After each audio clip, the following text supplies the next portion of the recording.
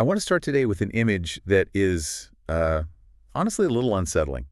It's from our source material describing how Leonardo da Vinci slept. Or didn't sleep, really. Exactly. Not like you or I do. The text describes him like this. He closed one eye on the world and kept the other open inside his head.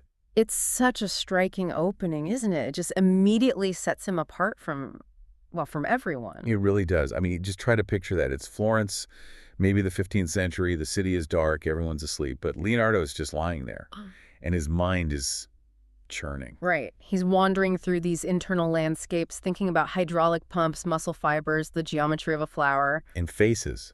The source says he was haunted by faces that smiled without explaining why. Which is a perfect way to get into this. It is. We're doing a deep dive today into a text called The Internal Architecture of Leonardo da Vinci. Oh. And I want to set expectations right now. If you're here for a standard art history class where we debate brushstrokes or carbon dated canvas, You're probably in the wrong place. yeah, this isn't about the art as a product. It's about the operating system. We're trying to look at the software running inside the man's head. Because we have this tendency to turn Leonardo into a wizard, you know? The Yeah. Da Vinci Code version, where he's this mystic who just fell from the sky, knowing everything. Well, it's easier that way, right? Yeah. If he's a wizard, he's untouchable. We don't have to compare ourselves to him. He's a different species. Exactly. But this whole deep dive is about stripping those wizard robes off. The source makes this really profound point right at the start. Leonardo wasn't haunted by ghosts or demons. Which would have been the standard anxiety for the 1400s. Totally. He was haunted by questions. Why does a bird glide? Why does a smile linger? Why is the heart beat even when no one is watching? Those are the specific questions that the source lists. And we really need to pause here and set the scene, because asking why in 1480, that was not like asking why today. No, it was actually. Yeah. It could be quite risky. You have to remember the intellectual climate.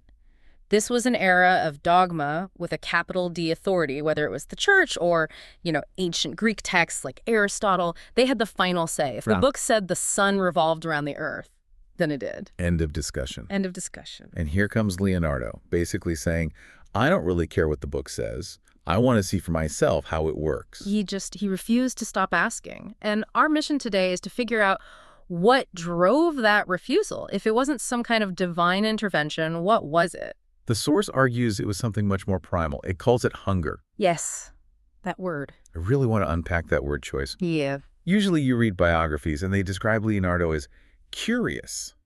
Oh, he was a curious fellow. But hunger, that implies something biological, something painful even. The source is really explicit about this. It says curiosity was not a hobby for him. It was a hunger. A hobby is, something you pick up on a Sunday. Right. A hunger is something that will kill you if you don't feed it. And when you look at where he went to feed that hunger, it wasn't pretty. You mean the dissections? The dissections, the butcher shops, the hospital. I mean, he's going into morgues in the middle of the night. No refrigeration, remember? Mm-hmm. This is visceral, smelly, dangerous work. You just don't do that because it's a hobby. That's a great point. You don't hack into a cadaver just because you're mildly interested in anatomy. You do it because you need to know what the heart looks like. You have to see it. He was doing it for truth. The source says he wanted to see the world from the inside out. Most people, and certainly most artists of his time, they were content with the surface, the skin. Leonardo literally peeled the surface back to see the machinery underneath. Which brings us to the question of how he got to be this way. And the source makes this really interesting argument about his origins. It says his background, or specifically what he lacked, was his secret weapon. He was born out of place, illegitimate. Born out of wedlock. Right. And in 15th century Italy, that's usually a career ender before you even start. Right, because his father was a notary, a pretty prestigious legal position, but Leonardo couldn't inherit that job. Exactly.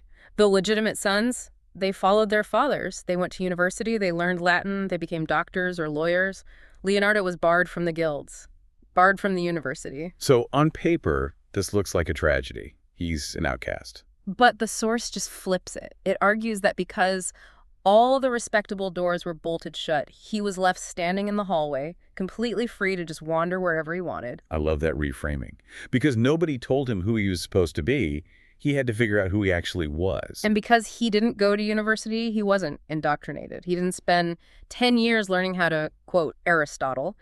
He called himself an unlettered man, And this forced him to develop a completely different method of learning. the disciple of experience. Right. The source sets up this sort of battle. Mm. Observation versus authority. The scholars, they had their books. Leonardo had his eyes. There's a line in there. He trusted his eyes more than authority. And then it says this made him dangerous in a quiet way. It is dangerous, isn't it? Because when you stop taking people's word for it and you start looking at the raw data, you start noticing where the authorities are just plain wrong. He wasn't some rebel shouting in the piazza. He rebelled by paying attention. When everyone else is looking down at a scripture and you're the only one looking up at the flight path of a bird, you're seeing a reality they're completely missing. It's the ultimate form of critical thinking. But he didn't just look at random things, right? This wasn't just like attention deficit disorder. The source describes a very specific way he processed what he saw. We have to talk about the notebooks. The famous notebooks, Yeah. thousands of The pages. source calls them thoughts caught mid-flight. And they are. They're messy. They're chaotic. They look chaotic, but that chaos is an illusion. The source argues that if you look closely, you start to see the internal architecture from the title. You see systems thinking. Systems thinking. That's such a modern buzzword. We use it in, like, corporate strategy meetings. We do, but Leonardo was doing it centuries before we had a name for it. Mm. The core insight here is that for Leonardo, everything was connected, and the notebooks prove it visually.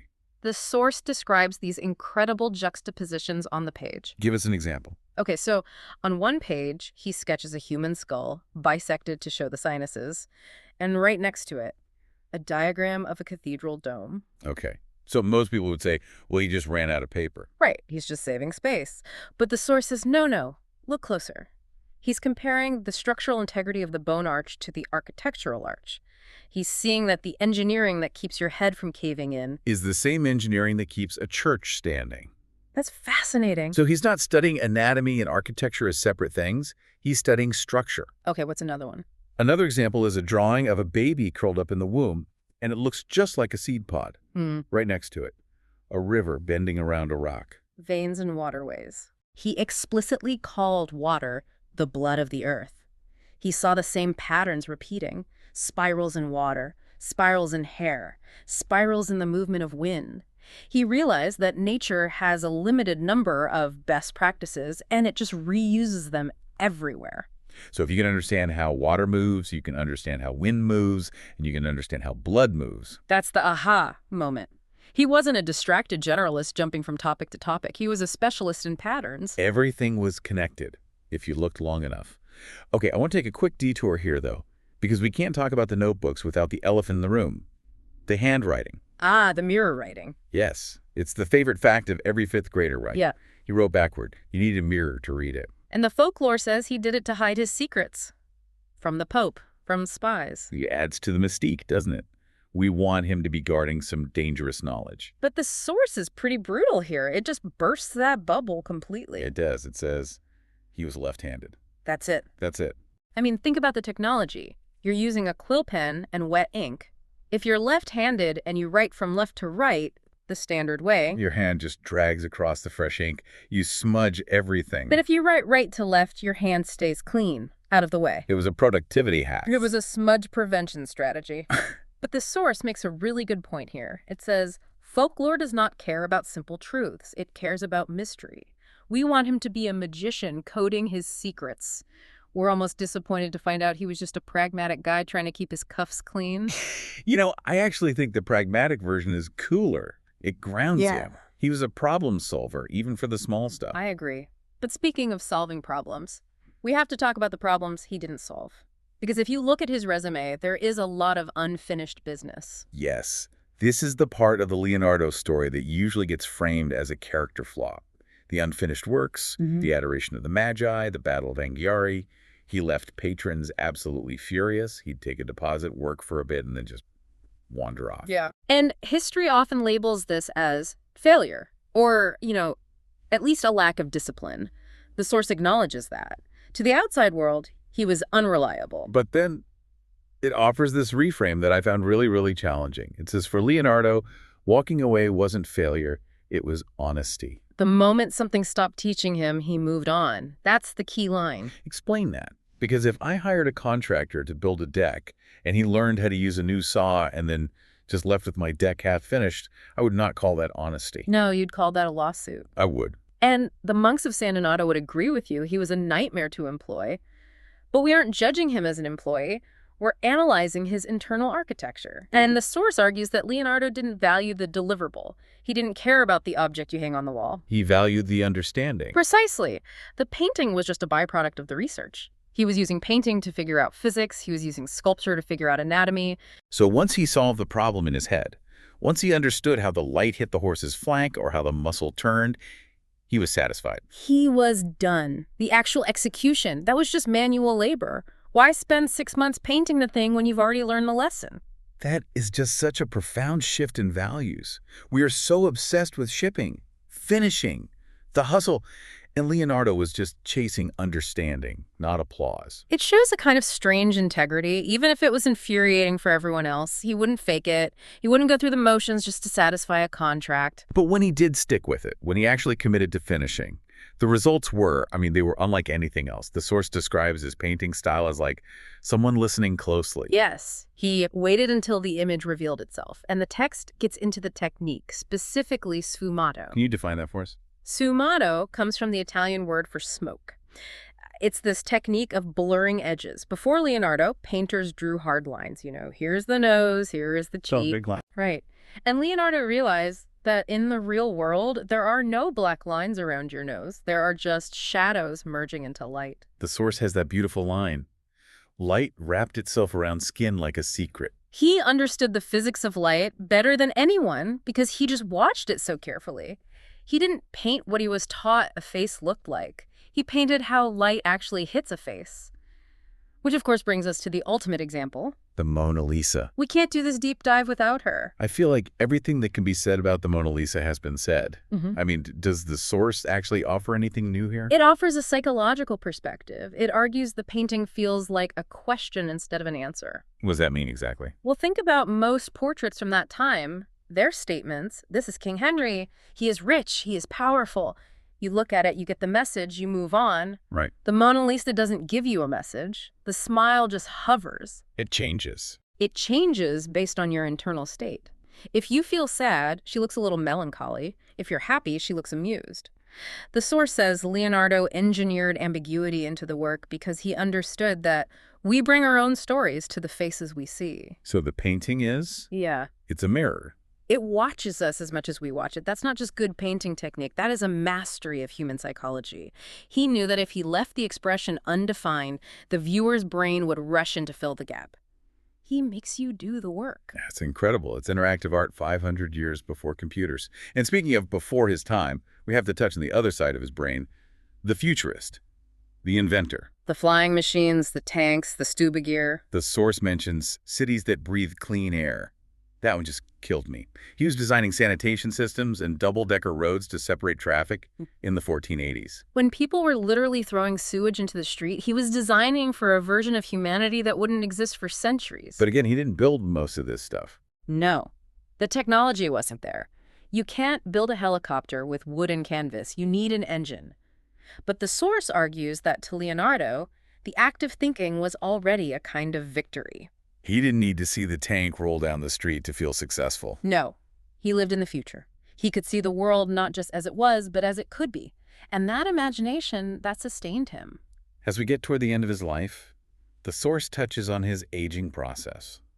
And it's surprisingly touching. It really is. We have accounts of him in France, an old man. His right hand was paralyzed, probably from a stroke. He couldn't paint anymore. But the text notes that his mind never slowed down. He carried those notebooks with him until the very end. Still observing, still questioning. Always. And there's that quote the source highlights. Learning never exhausts the mind. And the interpretation is key here. The source says this feels less like advice and more like a confession. That gave me chills. It wasn't him preaching to students. It was him just stating the reality of his own existence. He literally never got tired of figuring things out. It was the one thing that never failed him. His body failed. His patrons failed him. His political allies failed. But the learning, the curiosity, that never ran out. So he dies quietly. He doesn't see his ideas change the world. He doesn't see airplanes or submarines. But the source argues that Leonardo stands as a challenge to us today. Leonardo does not comfort us. He challenges us. How so? I feel like we usually find him comforting. He's the genius. We put him up on a pedestal. But the pedestal is a defense mechanism. We like to think of genius as lightning from the sky. We want to believe he was just born magic. Because if he was born magic, Then we don't have to try. We can just say, well, I'm not a genius, and go back to scrolling on our phones. it lets us off the hook. Completely. But the source defines his genius differently. It says it was a fire fed every day by attention, patience, and wonder. Fed every day. That implies work. That implies a choice. It implies that the depth Leonardo achieved is available, at least in some small part, to anyone willing to pay that much attention. He wasn't magic. He was just relentlessly, aggressively attentive. He reminds us, as the text says, how shallow our days can become when we stop asking why. That's the kicker, isn't it? How shallow our days can become. It is so easy to live on the surface, to just accept things as they are, to not look closer at the water or the bird or the smile. And once you glimpse the world the way he did, connected, deep, just full of questions, it becomes much harder to go back to that surface level living. It really does. You know, this whole deep dive has completely changed how I see him. He's not just the old man with the beard and the self-portrait anymore.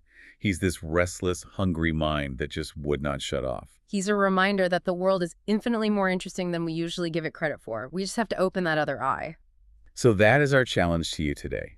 Leonardo da Vinci stands as proof of what happens when you pay deep, unrelenting attention to the world around you.